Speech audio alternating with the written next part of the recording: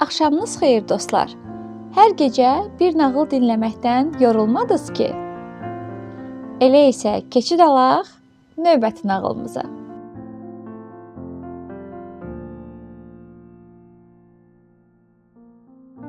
Bu axşam sizə Macarların Duman və İşıq adlı nağılını danışacağam.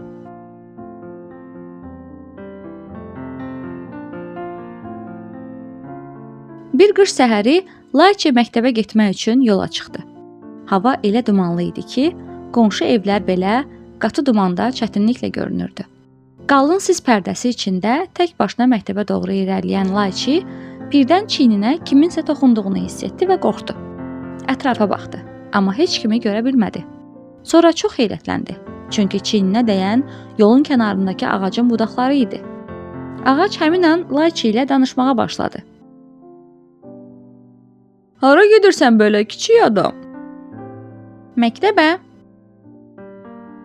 Yaxşı, bəs bu dumanda sən məktəbin yolunu tapa biləcəksənmi? Bunu deyəndən sonra ağac susdu. Sanki içini çəkdi və üstündəki quru yarpaqlardan ikisi səssizcə yerə düşdü. Layçe birdən ağacın nəyəsə kədərləndiyini hiss edərək soruşdu. Sən nəyə belə kədərlisən? Bir dərdin var? Var. Yarpaqlardan töküldüyü üçünmü qəmginsən?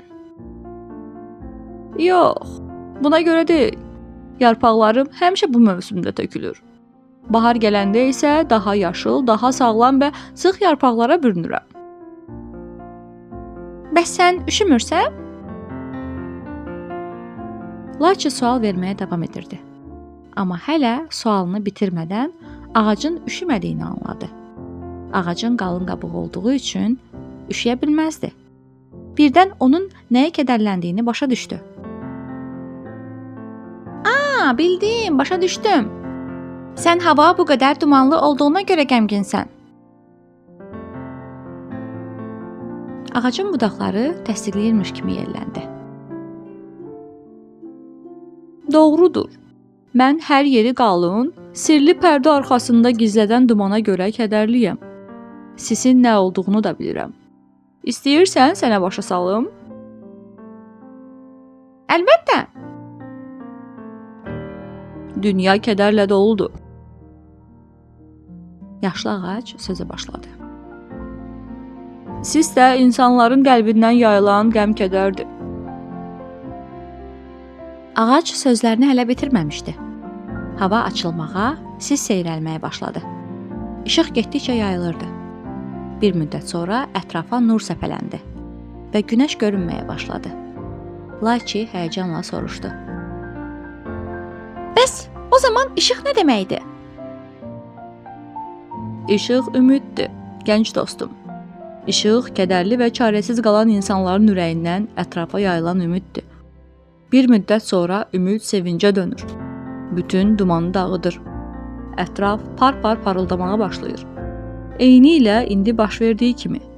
Hər kədər bir müddət sonra ümid şöləsi ilə itib gedər. Ağacın səsindəki kədər yox olmuşdu. Layçe ağacla vidalaşıb, sevinclə məktəbə doğru qaçdı. Səbəbini bilməsək də, ürəyi ümidlə, həyəcanla döyünürdü.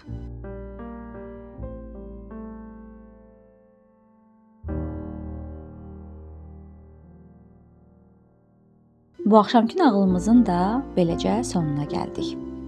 Növbəti axşam yeni bir nağılla qarşınıza gələcəyik. Amma siz hansı nağılı dinləmək istəyirsinizsə, mütləq şərhlərdə bizimlə bölüşün.